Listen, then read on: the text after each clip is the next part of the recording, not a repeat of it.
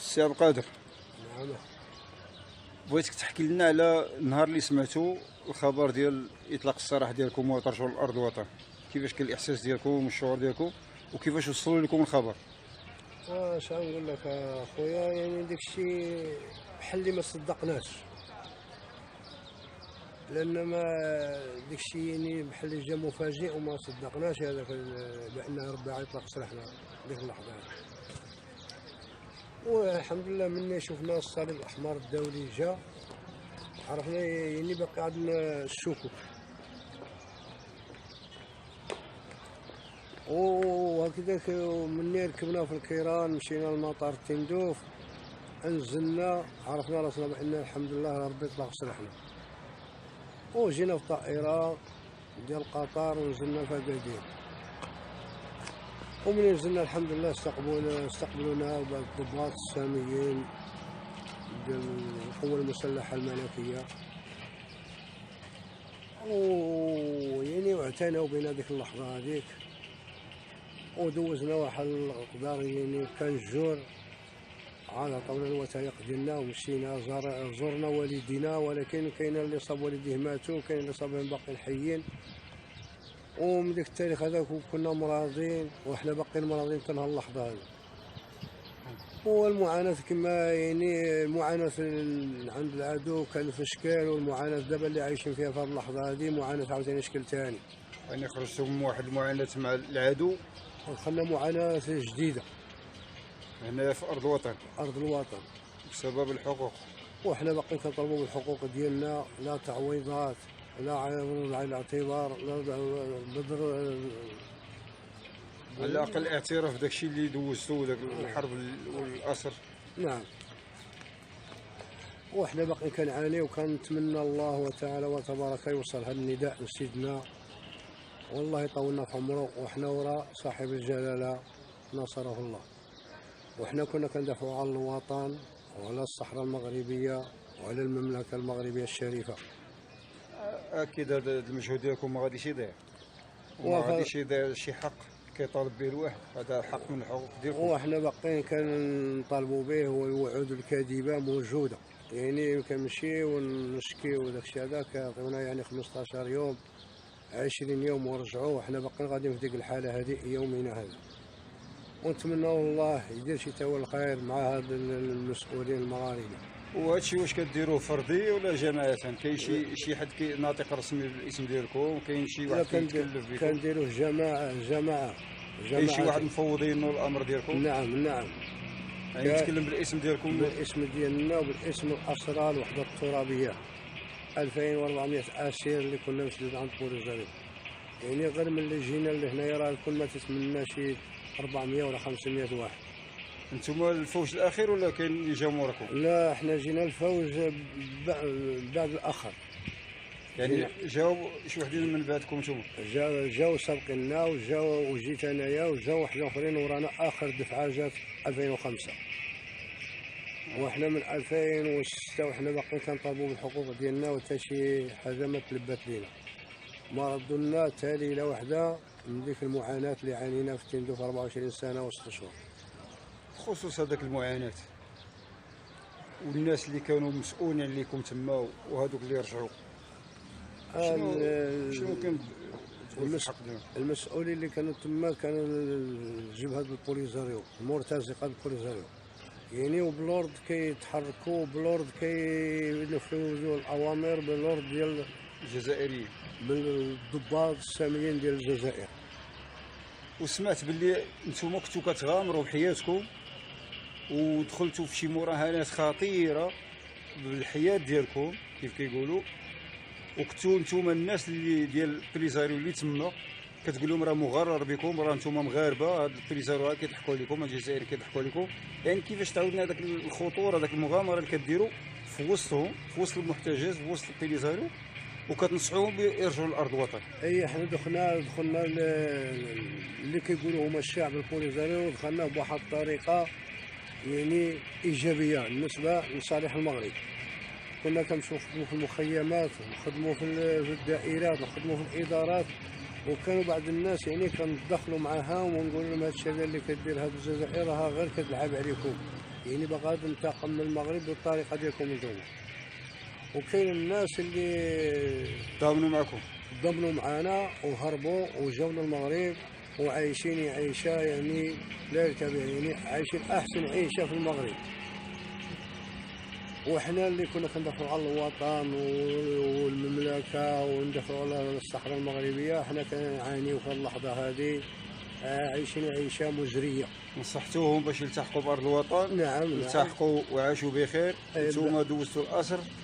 ايه بعد ما كاينش تجاوب معكم. لا والو. بعد مسؤولين البوليزاريو يعني رجعوا للوطن ديالهم وعايشين بخير. اللي كانوا كيعذبوا البريزونيات ديال الوحده الترابيه، وكاين الناس اللي قتلوهم، كاين الناس اللي جروهم بالندروفيرات تلقاو غير اليدين في الكرده، وكاين اللي كتفوهم والحراره كتلحق 55 56 درجه ديال الحراره، وكيكتفوهم ويحطوهم في الرمله ويقلبوا عليهم البرميل ديال 200 لتر.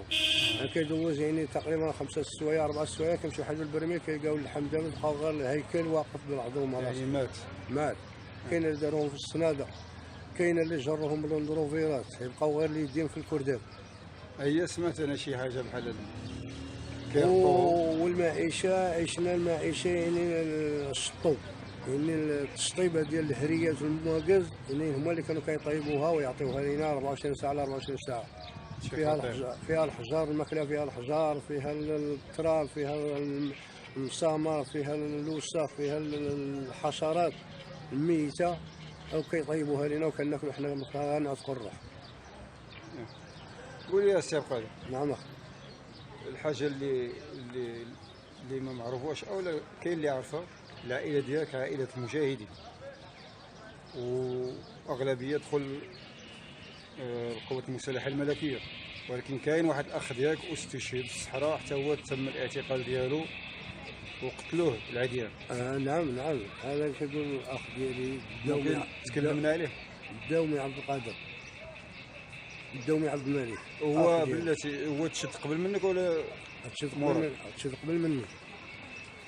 يعني انت سقتي الخبر بان اخوك تشد عندك في اليسارو، ورغم ذلك مشيتي للعسكر ودخلتي وقلتي ماشي مشكل ندخل حتى انا للعسكر وندافع على الارض الوطن ديالي وهذا؟ لان هذاك واجب وطني، هذاك واجب يعني الحريه ديال بلادنا والحريه ديال الوطن ديالنا والحريه ديال المملكه ديالنا والحريه ديال الصحراء المغربيه ديالنا، ندافعوا عليها بالغالي والنافس، وحنا باقيين ندافعوا عليها واخا يعني كبرنا في العمر وما بقات عندنا الصحه، ولكن مازال ندافعوا عليها واخا يبقى غير عاق في حياتنا.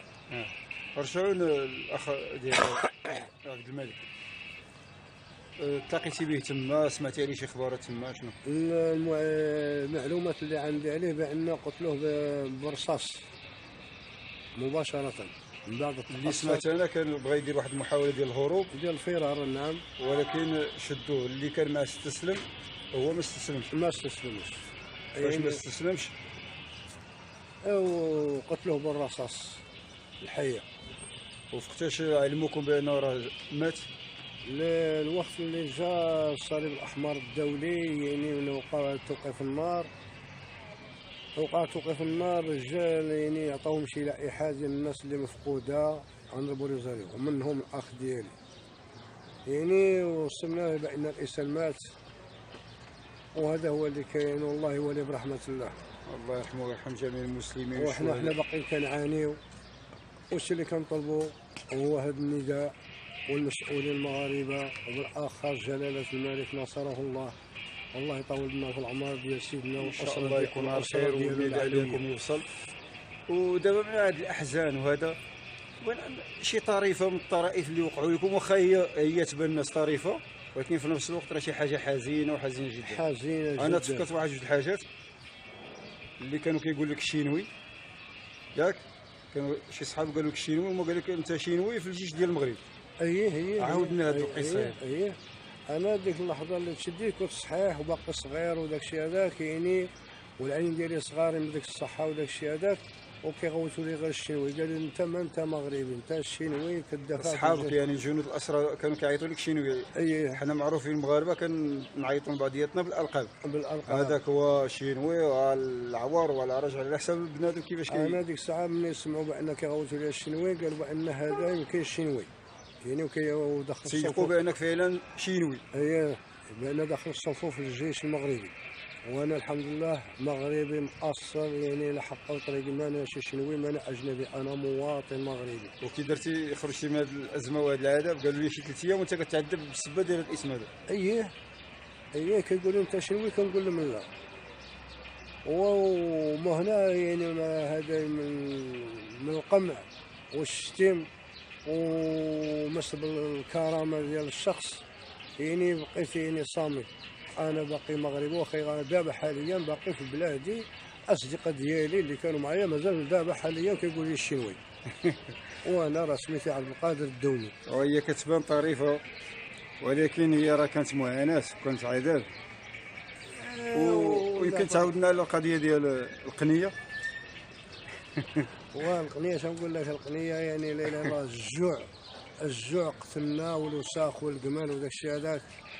يعني واحد مربي ارنب ومشيت سرقت واحد الارنب باش يعني عند الجوع ما كانش كيوكل لكم، انت اضطريتي تسرق واحد القنيه. اي ضروري، ماشي قنيه اللي سرقنا، اشياء كثيره سرقنا باش كنعيشوا، باش طول لنا العمر. الجوع قاتلنا وهكذاك يعني، وعرفوني انايا وقتلوني بالهراوه، خلصت من ضلوعي، وهذا هو اللي كاين والله. شنو تقول لذاك الجلادين، ذاك الناس اللي عذبوكم، شنو تقول لهم؟ شنو الرساله ديالك لهم دابا في هذه اللحظه؟ هو كندعيهم ان الله تعالى هو تبارك، وربي هو اللي ياخذ فيهم الحق. هما كيقولوا هما راهم مغاربه، يعني غير كاينه بعض الاجناس اللي كيكومانديو فيهم يعني اجنبيين، منهم الجزائريين. والجزائريين هما اللي كيكومانديو فيهم، داكشي اللي قالت لهم الجزائر كينفذوا الامر. ما كاينش شي واحد فيهم ندم على داكشي اللي دار لكم؟ ما كاينش. جا طلب منكم السماحه؟ ما كاينش. يعني قلبهم ميت. والو، هذوك الناس هذوك مجرمين، مجرمين الاسلام، مجرمين العروبه، ومجرمين الانسانيه. بغيتك توجه واحد الرساله للشعب الجزائري، الشعب ماشي الحكومه. لان كاين الناس اللي غالطين بمغالطات، وكيسمعوا شي هضره على المغرب على هذا التريزاريو ومشاو غالطين. شنو الرساله ديالك اللي توجهها للشعب الجزائري؟ ما شنقول لهم، ما غادي ما نوجه لهم هذوك اعداء. قول لهم لا، شوف كاين واحد الفرق بين الشعب وبين ذاك الحكومه ديالهم. والشعب كيمشي بالمغالطات ديال الحكومه ديالهم. حنا بغينا ذاك الشعب يفيق، يعرف بان هذيك الارض راه مغربيه، وهذوك الناس راه العديان ديالنا وديالهم. انا ما نقدرش باش نفرق لك بين الشعب وبين الجيش، لان هذا كنحسبوا انا كامل عدو. ولكن النداء اللي كنوجه لهم، راه حنا كلنا مغاربه، وراه حنا كنا عرب، وكنا مسلمين، وحنا كاملين جيران. ولكن بالنسبه لي انا ما عنديش الفرق بين الشعب وبين الجيش، كنحسبهم كاملين اعداء المغرب، واعداء الوطن. العذاب اللي تعذبتي، الشقاء اللي دوزتي، و24 سنه ديال الاسر راه ماشي ساهله.